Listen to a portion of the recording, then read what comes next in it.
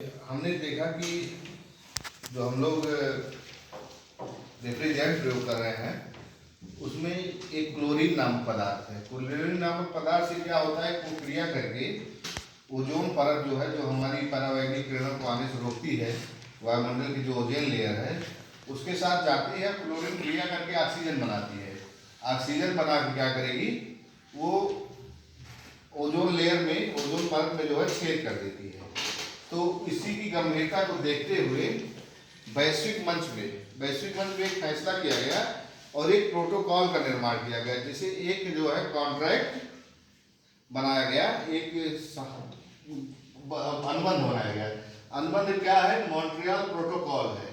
इस Montreal protocol का एक अनुबंध बना 16 सितंबर 1987 में इसको बना के तैयार किया गया। उसके बाद क्या है, 1 जनवरी 1989 में इसको पूर्णतः लागू किया गया, जिसमें जो है 173 से अधिक देश, जो अभी लगता है 173 से क्या, अभी वर्तमान समय में लगभग 195 देश जो है इस मॉन्ट्रियल प्रोटोकॉल के अनुबंध पर साइन कर दिए हैं। ठीक है, भारत ने जो है 1992 में मॉन्ट्रियल प्रोटोकॉल पे हस्ताक्षर किया था और मॉन्ट्रियल प्रोटोकॉल के अंतर्गत जो CFC मतलब क्लोरोफ्लोरोकार्बन और HCFC हाइड्रोक्लोरोफ्लोरोकार्बन को मॉन्ट्रियल प्रोटोकॉल के अनुबंध के अनुसार 1996 में मतलब 1996 में 1 जनवरी से इसको जो है बैन कर दिया गया है।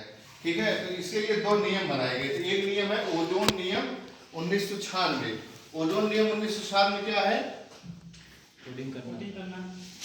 कि जैसे जो ओजोन परत के लिए पदार्थ है जिनका उत्पादन किया जा रहा है, सरकार का एक दायित्व बनता है कि उनपे जो ओजोन परत के लिए क्षरण के लिए उत्तरदायी तत्व है, अगर उनका उत्पादन कर रहा है, आदान प्रदान कर रहा है, व्यापार कर रहा है, आयात निर्यात क्रय विक्रय कर रहा है, उस पर एक विशेष प्रकार की कोडिंग की जाए, जिससे पता चले कि ये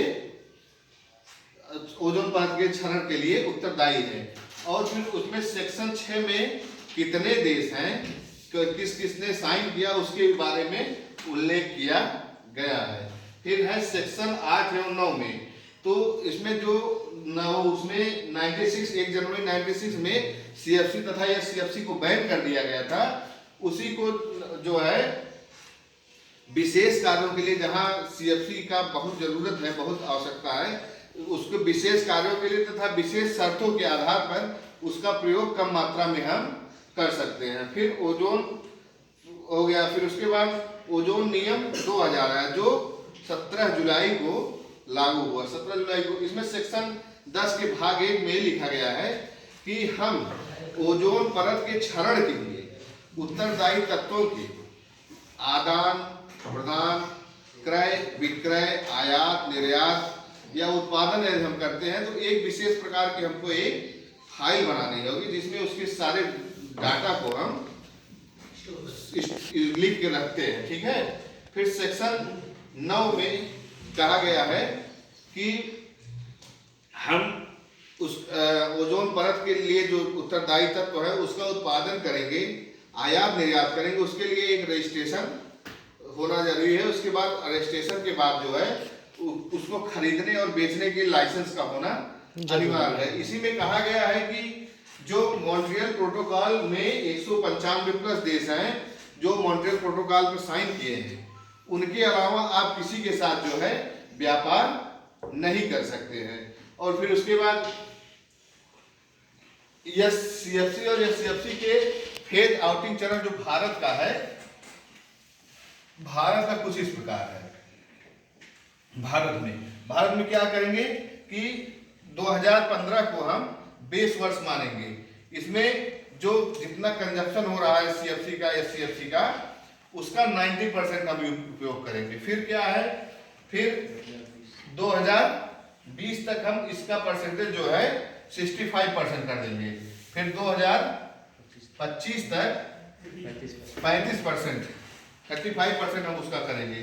और फिर 2040 तक जो है 0% पर हमारा लक्ष्य है। फिर कैसे तब जब एक जो है 19वीं बैठक हुई जब मॉन्ट्रियल प्रोटोकॉल की, तो उसमें निर्धारित किया गया कि विकासशील विकसित देश जो है उसमें 2030 तक शून्य या CF का प्रयोग के लिए मतलब उसका 100% आउट फेज चरण होगा, ठीक है, फेज आउट चरण है 100% तक, मतलब वहां पर 0% का उपयोग होना है। कहाँ? विकसित देशों में। कब तक? 2030 तक। ये विकसित के लिए, विकसित, और जबकि विकासशील के लिए 2040 इसका लक्ष्य रखा गया है। तो अच्छा, अब एक बात आती है कि जब हम CFC और SCFC का प्रयोग नहीं करेंगे तो उसका विकल्प क्या होगा हमारे पास? तो उसके विकल्प के रूप में हम हाइड्रोफ्लोरोकार्बन का प्रयोग करेंगे। हाइड्रोफ्लोरोकार्बन जो है, जिसमें हमने पहले बताया कि ओजोन परत की क्षरण के लिए क्लोरीन नामक तत्व उत्तरदायी है। तो इसमें हाइड्रोफ्लोरोकार्बन में क्लोरीन जैसा कोई तत्व नहीं है। इससे ओजोन परत में किसी भी प्रकार का कोई क्षरण नहीं होता, कोई नुकसान नहीं होता है।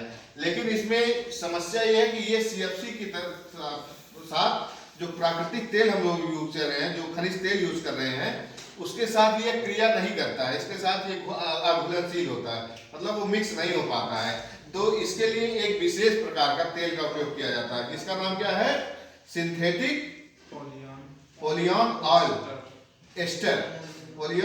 एस्टर नामक तेल का प्रयोग किया जाता है, जो काफी महंगा है। लेकिन वो सिंथेटिक ऑयल जो है उस प्राकृतिक सिंथेटिक ऑयल की तुलना में नमी अच्छे से होता है। फिर उसके बाद उसका प्रयोग कब करेंगे?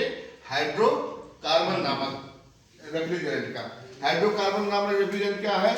ये जो है ये भी प्राकृतिक के मतलब इको फ्रेंडली है, ये भी क्षरण के लिए किसी प्रकार का उत्तरदायी नहीं है। इसका प्रयोग जो है CFC जितना ही आसान है, और इसका जो आउटपुट है वो CFC जितना ही अच्छा है। और इसका सबसे बड़ी बात यह है कि इसके प्रयोग से जो है विद्युत की खपत कम की जा सकती है, मतलब जो विद्युत खपत होता है उसमें हम लोग कमी ला सकते हैं। और ये जो अभी प्राकृतिक तेल यूज किया जा रहा है उसी पर हम इसका प्रयोग कर सकते हैं, उसके साथ ये अच्छे से घुलनशील है। तो यही तो जो है विकल्प के रूप में हम प्रयोग कर सकते हैं, ठीक है।